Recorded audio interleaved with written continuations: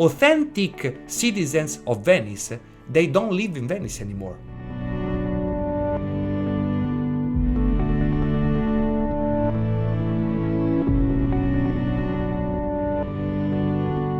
Rome has always had, opposite to Venice, a westward projection of its geography and its influence. Se parlava di cose amorose, occhio gobbo uno gadito, occhio gobbo sta drogadito. Here in Italy we don't have simple accents or dialects, we have languages.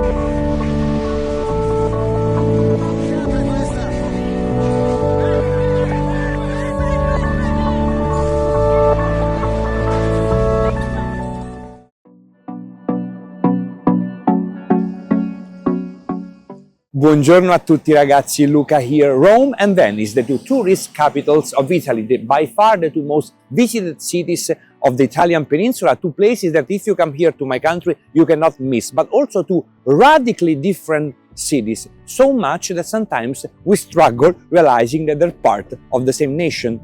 Today we're gonna find 4 untold differences, but before that, please, if you like my videos, subscribe to my channel. It doesn't cost anything to you, but for me it's so important. And don't forget to check out the other videos about Italian cities.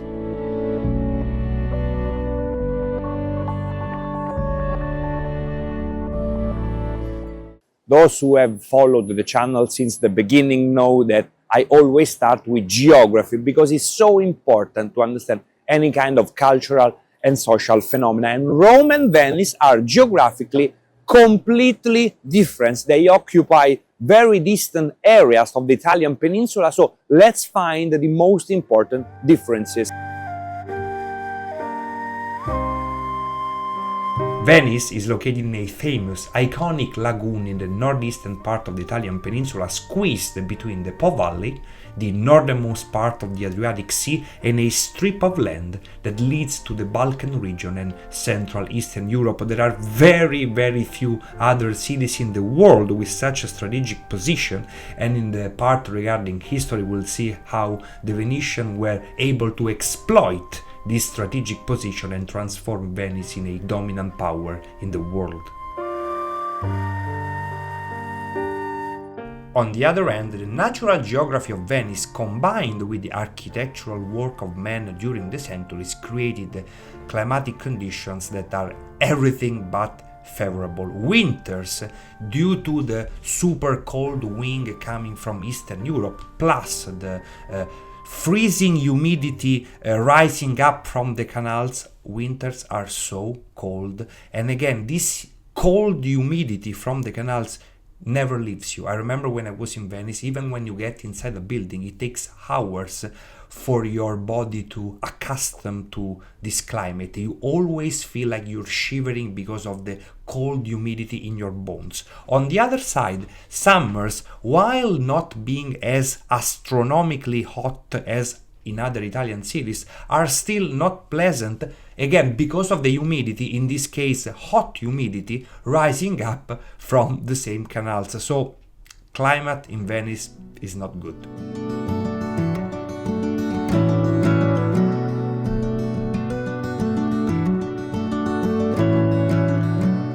Rome is located 500 kilometers south of Venice on the opposite coast of the Italian peninsula, the Tyrrhenian one, which in general offers much better climatic conditions because the Apennine mountain chain blocks the cold winds coming from Eastern Europe. And also in general, Rome has always had, opposite to Venice, a westward projection of its geography and its influence due to the presence of the Tyrrhenian coast. The Tyrrhenian Sea, which is much deeper than the Adriatic, tends to offer more stable climatic condition and humidity throughout the whole year. And in general, if I have to choose, I think Rome's climatic conditions are slightly better than Venice, but we have to say that with the climate change in recent years, we have experienced extreme weather here in the capital.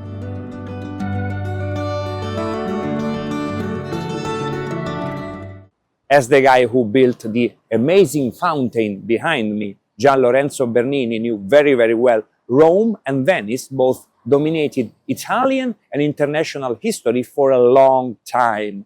But the way they did it was completely different, and now we're going to find out some important differences.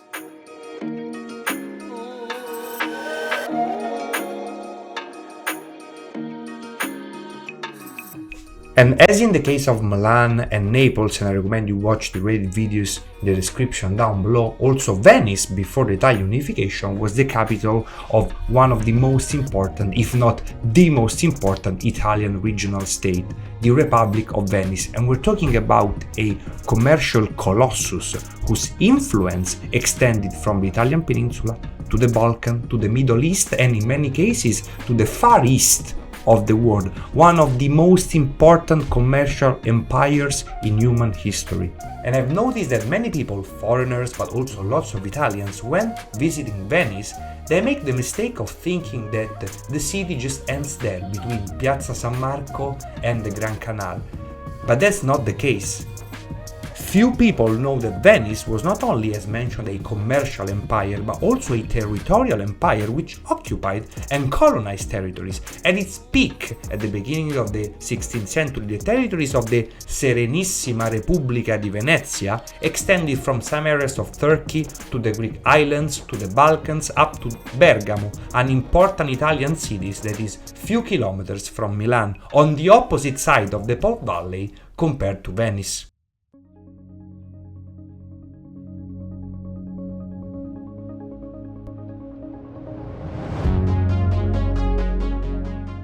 As the Pope, who commissioned both the fountain and the amazing palace behind, the Palazzo Barberini, knew very, very well, Urban VIII from the Barberini family, also Rome expanded its dominions way beyond the ancient city walls. Toward the end of the modern age, the papal dominions came to control the majority of central Italy and parts of northern Italy, touching the very borders of what had previously been the Republic of Venice. But Rome's influence in the Italian peninsula and internationally was much more political and religious than economic. Post-imperial Rome never really had a particularly flourishing economy and nowhere near as big as the one of Venice. Pope's income was mostly based on loans, indulgence, and religious tourism. Stop.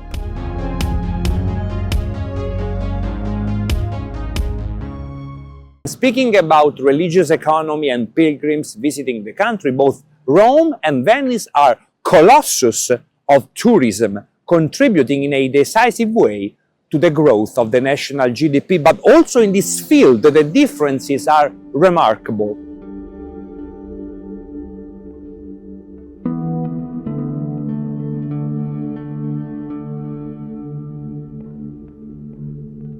In the last 15 to 20 years, Venice has been literally overwhelmed by mass tourism. The historical city, the one of the past, the authentic one, simply does not exist anymore. Every day, hundreds of thousands of tourists from all across the world crowd every single street, every single house of a unique place in the world that is also incredibly fragile and not made to accommodate this amount of people every single day. To meet the growing demand for tourism, Venice has been completely transformed. Everything now is based on tourism economy. The old commercial activities have disappeared and made way for endless restaurants, Airbnbs, hotels. And with the shops, also all the normal Venetians have left. Yes, you understood correctly, the authentic citizens of Venice, they don't live in Venice anymore.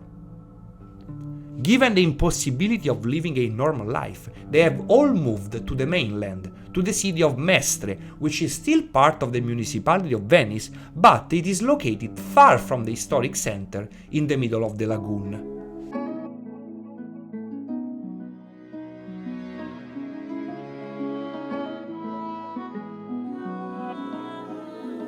Of course, millions and millions of tourists come here to Rome every single year, but given the differences in terms of infrastructures and size of the city, the situation is nowhere near as dramatic. Yes, in peak season there are areas of the city center that are extremely crowded, but you cannot say that Rome has been overwhelmed by tourists by any means. We still maintain our identity, Romans are still here, the situation again is nowhere near as tragic. Maybe some of you are aware of the fact that here in Italy we don't have simple accents or dialects. We have languages, many different languages, and even in this field, Rome and Venice are a world apart. Let's find the main differences. Maschio, ecco devo dire, bella frate, bella zi, bella bro, a bello de casa, in un more si rivede, eh? Due to geographical proximity, the Roman dialect is by far one of the closest to the Florentine one, which, maybe some of you know, gave birth to standard Italian language. So if a native speaker of standard Italian hear me speaking in the Roman dialect, he is going to understand 90% of what I'm saying, because the thing I'm doing is just I'm cutting some words, modifying the accent, but the language, the Roman dialect, is easily understandable by most of Italians. Cazzo, per poter mettere a destra in macchina, andai tutti in giro, calmi te ti. As for Venetian, the situation is completely different. Here we're not talking about a simple dialect of standard Italian, we're talking about a completely different language. As for Neapolitans, the Venetian language is very, very distant from standard Italian. And I am a native speaker of Italian, of course I'm from Rome, but if one of the very few people still living in Venice spoke to me in his strict language, I would understand very, very few words. I would understand much more English or Spanish. And this is also the beauty of Italy. See you in the next one. Ciao ciao ragazzi.